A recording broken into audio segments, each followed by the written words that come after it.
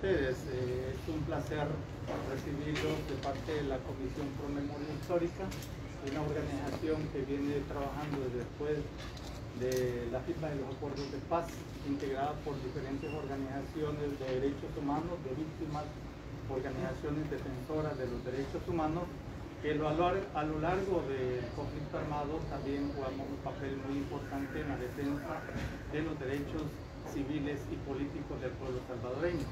En ese sentido, la Comisión Pro Memoria Histórica vio necesario y urgente poder trabajar por el rescate de la memoria histórica, ¿verdad? Por la continuidad de la lucha por la justicia, la reparación y sobre todo la lucha contra la impunidad que se venían cometiendo o se habían cometido durante el conflicto armado. Ha sido una de las misiones que la Comisión Pro Memoria Histórica ha tenido y por lo cual nosotros no podíamos dejar de dar una posición al respecto con las declaraciones del presidente Nayib Bukele con relación a varios mensajes que ha emitido relacionados al quehacer de los acuerdos de paz y por supuesto de la búsqueda de la justicia en este país.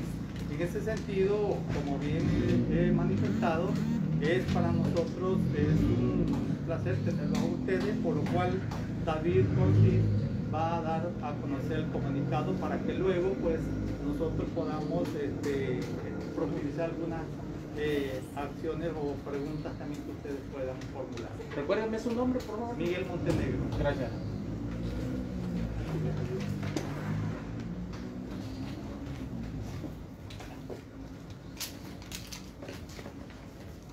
Regáleme su nombre. David Ortiz. Gracias, ¿no? Cuando quiera. Gracias por atender la convocatoria. Buenos días. Antes de iniciar con la lectura del comunicado, es importante recordar que este día, hace un poco menos de 100 años, se realizó la masacre de 1932. Una masacre mayoritariamente campesina que fue el culmen de un proceso en donde a los pueblos originarios se les despojó de sus tierras, se les despojó de sus medios de vida y cuando ellos intentaron canalizar ese descontento, la reacción que tuvo el gobierno en turno fue generar una de las heridas más grandes en la memoria de nuestro país. Esa es la razón de la importancia de la memoria, esa es la razón de la importancia de la historia. En este momento como país poco hablamos de ese tema y es un tema relevante para nuestra identidad, para la forma como hemos ido perdiendo las raíces de nuestro territorio y cómo eso nos ha marcado como sociedad también. Hay que recordar el 32 sigue vivo, eso no podemos perderlo. Daré inicio con la lectura del comunicado. El Comité Pro Memoria Histórica de El Salvador, el significado de la firma de los acuerdos de paz. Comprender el hito de la firma de los acuerdos de paz es reconocer a todas las madres, padres que aún guardan la esperanza de encontrar a sus hijos e hijas. Es brindar una mano a quien necesita aún escarbar aquel lugar donde murió su vecino, su amigo, su familiar. Es reconocer que en El Salvador hay inmensas deudas.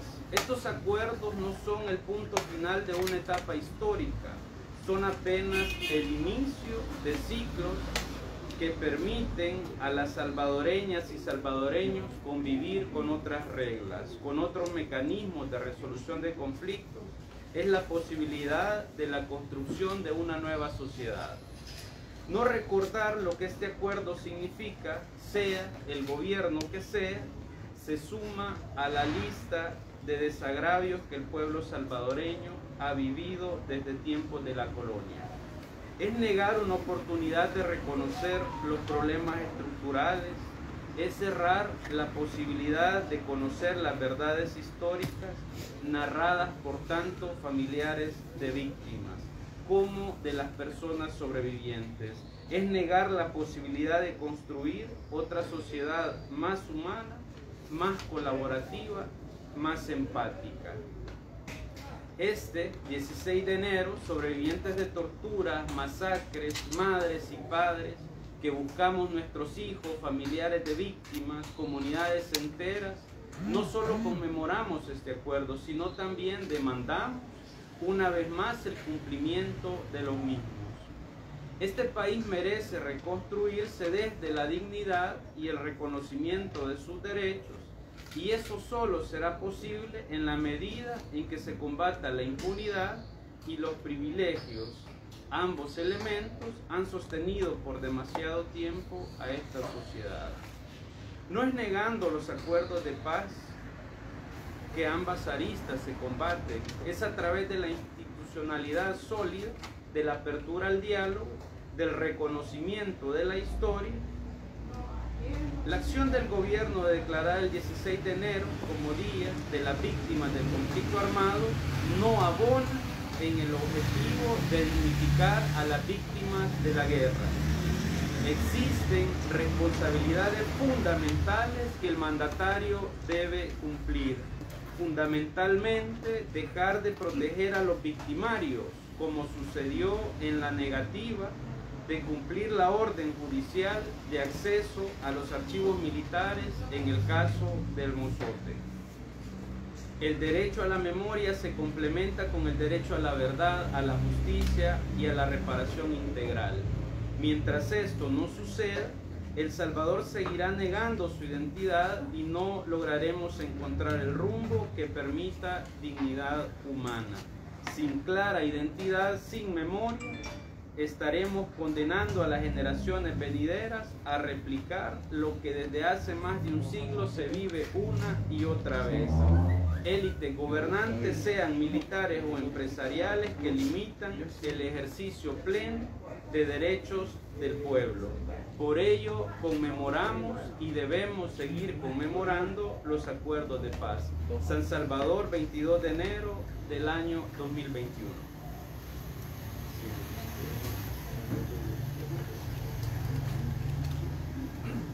Bueno, no sé si ustedes nos pudieran comentar qué es lo que esperan ustedes del gobierno para poder esclarecer este tipo de hechos y así lograr o dar tan siquiera con el paradero de los familiares de las víctimas, de algunos familiares.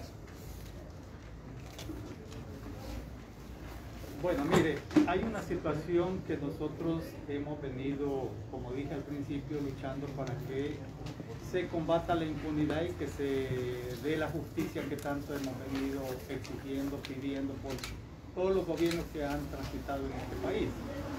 No hemos tenido una respuesta concreta, a excepción de uno de los gobiernos anteriores que decretó lo que fue el decreto ejecutivo 204, que permitió medio dar alguna digamos, reconocimiento a las víctimas, como eran los programas de televisión, radio y una compensación mínima a las víctimas, pero fue mínima. Pero lo que nosotros hemos venido luchando es que se haga justicia y en ese sentido nosotros hemos pedido tanto a la Asamblea Legislativa, uno, que se decrete, digamos, el Día Nacional del Detenido Desaparecido el del 30 de agosto, que no nos han dado ninguna respuesta, ¿verdad? Hemos pedido a este gobierno que continúe con ese programa de lo que es el programa de formación, porque es un medio de lo que es concientización hacia la población salvadoreña, sobre todo la población joven, para que se concienticen el derecho que tienen las víctimas y los familiares de hacer justicia y esclarecer el paradero de los desaparecidos, ¿verdad? Otro del aspecto es que también se reconozca el protocolo facultativo contra la tortura, que es otro que todavía no ha sido reconocido por parte de la Asamblea Legislativa, ¿verdad? Y sobre todo la entrega de esos archivos de la Fuerza Armada para esclarecer uno de los casos más reconocidos a nivel latinoamericano y mundial, que fue la masacre del Mozote. Hace falta también la masacre del Tumpul, del Calabozo, bueno, el esclarecimiento de todos aquellos directores que estuvieron al mando en ese momento y torturaron y desaparecieron a miles de personas en los diferentes cuarteles del ejército y de los cuerpos de seguridad. En ese sentido nosotros esperamos muchísimo de este mandatario, que realmente no se burle de las víctimas, de los familiares, sino que dé una respuesta concreta a esas peticiones que hemos venido haciendo día tras día con diferentes sectores, ¿verdad? Hemos participado en propuestas, inclusive a la Asamblea Legislativa, lo cual medios se nos ha tomado en cuenta para construir una ley de reparación, ¿verdad?, para las víctimas.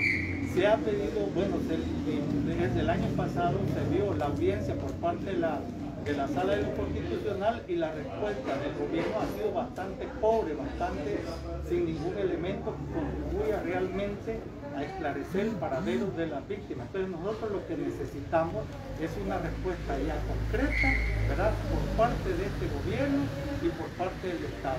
Y que la Fiscalía inclusive investigue esos casos que tienen ya registrados, ¿verdad?, para esclarecer el paradero de los desaparecidos, que es lo que tanto duele a este pueblo, tanto duele a la familia, tanto nos duele a todos, porque no sabemos qué es lo que hicieron, dónde están. ¿Verdad? ¿Cómo catalogan ustedes entonces el 16 de enero? No, el 16 de enero para nosotros es un día muy reconocido, ¿verdad? Un día que cesó cesó las armas, que se pusieron de acuerdo en dos sectores determinados y lo cual el pueblo salvadoreño aplaudió, la comunidad internacional aplaudió. ¿Por qué razones?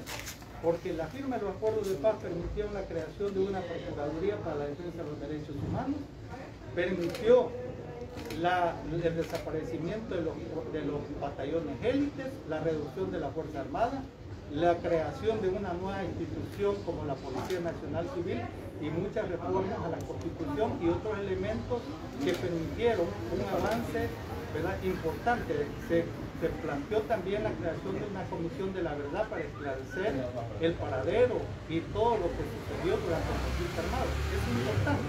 Entonces no están de acuerdo, digamos, desde el punto de vista de ustedes, que el día 16 de enero, así como lo declaró el presidente de la República como el día de las víctimas del conflicto armado, ¿no están ustedes de acuerdo? No, es que yo creo que eso es otro punto, pues, ¿verdad? Yo creo que el 16 de enero es un día significativo y hay que seguirlo conmemorando. Ya nosotros, las organizaciones, lo conmemoramos, lo celebramos, aunque hace falta mucho todavía para culminar con todos esos acuerdos que hay pendientes, pero para esa fecha debe tomarse en cuenta y en consideración la opinión de las organizaciones, de las víctimas, para poder ser un día que se reconozca como Día Nacional de las Víctimas que ya hemos vivido. Solo un dato, ustedes hablaban sobre los archivos del caso del Mozote. ¿Cómo ven ustedes que el arzobispo de San Salvador hoy sí vaya a autorizar para poder dar a conocer algunos documentos que él anteriormente se había retractado, que no iba a dar permiso para que el juez de Morazán pudiera evaluarlos? Bueno, no sé si fue un error del arzobispo Bruto, pero hay una resolución de la Sala de lo Constitucional que resuelve dos recursos de amparo que fueron interpuestos sobre los archivos.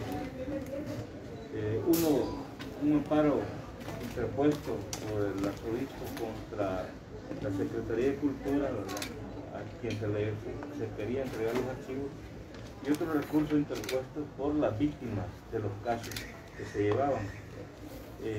Ese recurso de las víctimas se hablaba del derecho de autodeterminación informativa que tienen las víctimas. La Sala de lo Constitucional unió los dos amparos y resolvió los dos amparos en una resolución en la que establece que le deja los archivos al arzobispo para que los mantenga, les dé mantenimiento, pero también le establece que tienen derecho las víctimas a obtener la información que ellos mismos han dado. Asimismo, el Poder Judicial, instituciones administrativas están facultadas para pedirle la información y él tendría que darla. Incluso habla de organizaciones civiles, que él tiene la obligación de darla. No sé, no había leído quizá la sentencia en el fallo, así lo establece la Corte Suprema de Justicia. ¿Y cómo catalogan ustedes los bloqueos constantes por parte de la Fuerza Armada al juez de instrucción? Bueno, también son violaciones al derecho de acceso a la justicia, ¿verdad? Si bien es cierto, hay un artículo, no recuerdo ahorita cuál, de la Constitución, que habla de planes militares secretos, pero también La misma Constitución, en los primeros artículos, habla del derecho a la justicia, del acceso a la justicia que tienen las víctimas. Entonces, ¿cómo es posible que dos derechos constitucionales estén ahí? La resolución es prácticamente hacer un estudio integral del bien común de la población, que es lo que quiere, que se haga justicia. El derecho de acceso a la justicia es preponderante, es primordial al de cualquier secreto militar. Quizás solamente sobre eso es el aspecto jurídico, ¿verdad? Pero realmente el aspecto técnico, ya vemos, les da manera, es que no quieren. Es que la cuestión es que no quieren porque no quieren continuar con la impunidad, no quieren, digamos, juzgar a los responsables de esos crímenes. Así de sencillo, pero se han alineado en el sentido de que no quieren abrir ni los archivos ni dar ninguna información para seguir protegiendo, y está claro inclusive con la creación por parte de la Asamblea de lo que es una nueva ley de reparación para las víctimas, ¿verdad? Que hay ahí algunos elementos que nosotros nos ponemos. Y en ese sentido, claro, hay que proteger a los victimarios, ¿verdad?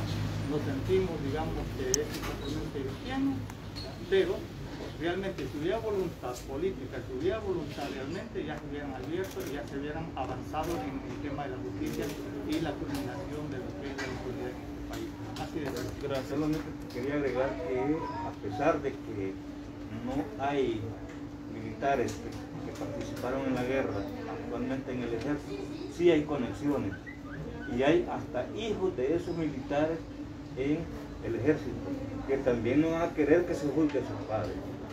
Entonces ahí hay unas conexiones también y que está encubriendo el señor presidente. ¿Consideran que abrir esos archivos sería honrar a las víctimas? Y si consideran también esto del 16 de enero como una estrategia política por parte del presidente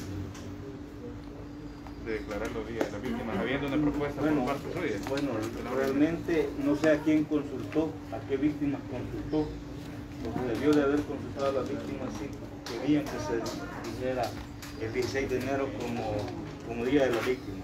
Ya las víctimas, muchas organizaciones de víctimas ya habían propuesto algunos días, incluso en el decreto 204 ejecutivo se hablaba del Día de la Víctima, se habla ahí del decreto del Día de la Víctima, y algunos proponían el día que se entregó el informe de la Comisión de la Verdad, algunas de las organizaciones de víctimas.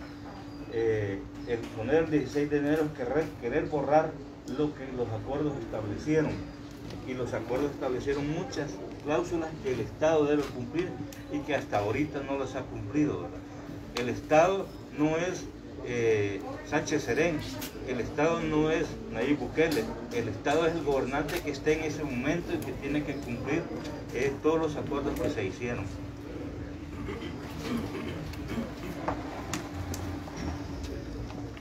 Se preguntaba al principio qué se le pide, qué se le exige al gobierno de Nayib Bukele de cara al cumplimiento que debe hacer el Ejecutivo de cara a las víctimas.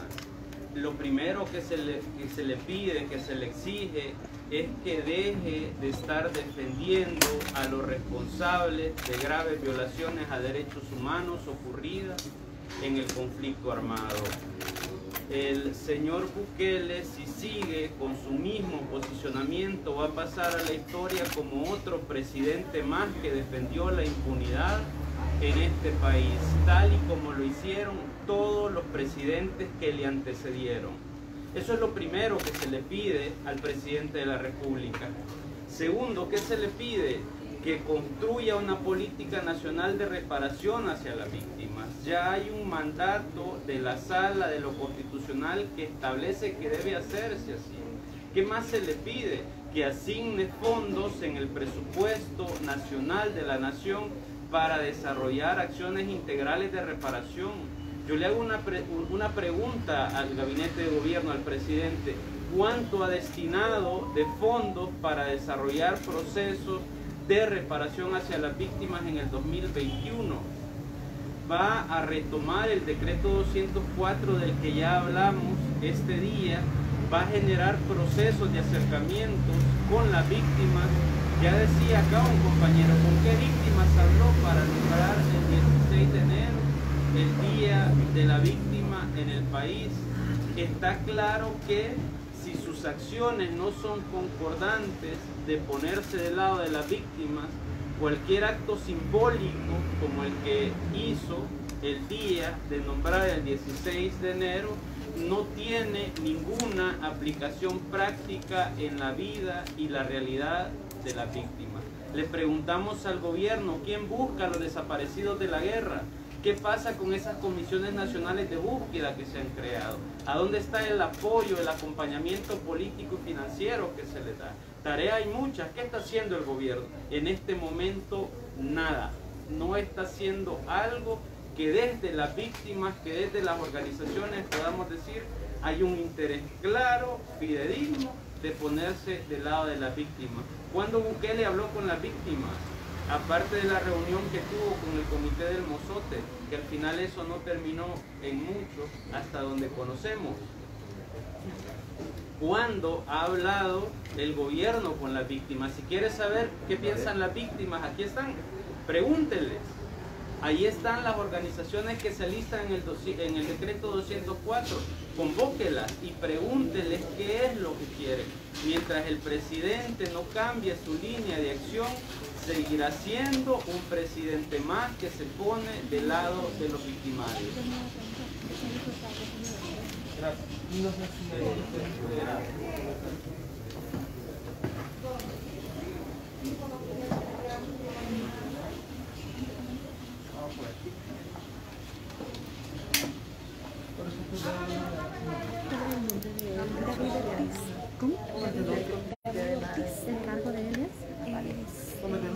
Ustedes, gobierno, que puedan continuar con los trabajos y dar con el paradero o con los restos de... Bueno, desde 2004 venimos luchando por una aclaración, ¿ya? Porque los gobiernos anteriores se les planteó, ¿verdad? Que por lo menos el 30 de agosto fuera un día nacional de la desaparición forzada, para dar inicio a una búsqueda de los familiares desaparecidos. Pero ninguno de los 3 gobiernos que han pasado se han dado la tarea a designar algo para la vida. Hemos exigido, hemos ido a la Asamblea Legislativa a reunirnos, ¿verdad?, con ellos y decirles qué es lo que queremos las víctimas, pero nunca dan respuesta de nada. Entonces nosotros exigimos que se haga justicia, ¿verdad?, que haya reparación, porque eso nos va a ayudar a buscar y a cerrar las heridas.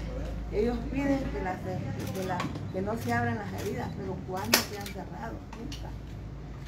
Nunca le han dado un espacio a nosotros las víctimas, ¿verdad?, de que pongamos algo que nos llene ese vacío que sentimos nosotros, esa angustia de no saber a dónde están nuestros familiares desaparecidos. Todas las víctimas tenemos 2, 3, 4, 5, hasta 6 desaparecidos. Pero no le importa al gobierno. Ellos solo buscan cómo mantener la impunidad. Esa impunidad que la venimos exigiendo nosotros, que se descubra con los archivos de la Fuerza Armada. Entonces, nunca han querido, y se ha puesto del peor. Digo yo, nos ha dado la puñalada trapera, porque decir que el 16 de enero es el día de las víctimas, eso no hace. El 16 de enero es el día de los acuerdos que se tomaron entre ambas partes y que ha beneficiado un poquito porque ya no ha habido reclutamiento forzoso, ya no ha habido desaparecidos, ya no han habido enfrentamientos. Eso es lo que se inició, pero no ha habido una paz para la víctima. Porque nosotros exigimos que haya verdad, justicia y reparación como medidas de no repetición. No queremos que nuestros nietos y bisnietos vuelvan a vivir lo que nosotros vivimos, porque eso es tan duro, tan cruel, ver cómo se llevan la Fuerza Armada o los guardias o los escuadrones de la muerte a nuestros familiares y por un desconocido, y no dejar que uno las acompañara, no sentir ese dolor de que sentíamos las madres cuando llevaban nuestros hijos. Entonces, por eso que le pedimos al gobierno que sea un gobierno, porque él dijo que iba a trabajar con las víctimas desde la A hasta la Z. Pero ¿dónde está el trabajo que lejos de eso está poniendo cosas que nosotros no se las hemos pedido, ¿verdad? Ya saben ellos que nosotros queremos el 30 de agosto como Día Nacional de la Educación Forzada. Porque ese es el Día Nacional a nivel del mundo, a nivel del mundial, este 30 de agosto, para reconocer que sí hubieron víctimas, pero no quiere. Está proponiendo lo que hace la doctora. ¿Y usted cuántos familiares perdió, hicieron primos, hijos? Mire, yo tengo 2 hermanos, mi esposo y mi hija, y tengo 6 sobrinos desaparecidos, de mi hermana y de otros hijos de mi hermana. Y nunca hemos sabido a dónde están, a dónde se los llevaron, qué hicieron con ellos. Yo fui presa política sin deberlo. Me torturaron. Entonces, no puede ser que este gobierno no se ponga la mano en la conciencia.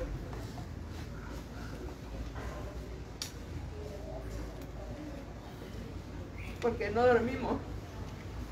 Nosotros pensando a dónde están nuestros familiares. Y por eso no vamos a quitar el dedo del renglón, vamos a seguir martillando, vamos a seguir diciendo, queremos el 30 de agosto como Día Nacional de la Educación Forzada. Queremos los archivos de la Fuerza Armada, porque allí están todos los nombres de todos los que hicieron esos grandes masacres, esas grandes torturas, esos grandes desaparecidos. Allí ellos saben bien y por eso no quieren salir a luz. Ahí dicen que porque ya están viejitos. Cuando hicieron el hecho estaban jóvenes, no estaban viejitos. Y cuando fueron a hacer los masacres, no les dolió el corazón agarrar a los niños tiernitos, tirarlos para arriba y esperarlos con el atagán. Allí quedaban los niños ensartados. No se sentaron la conciencia para violar a las niñas y después matarlas. No, eso es una injusticia que no queremos que se vuelva a repetir.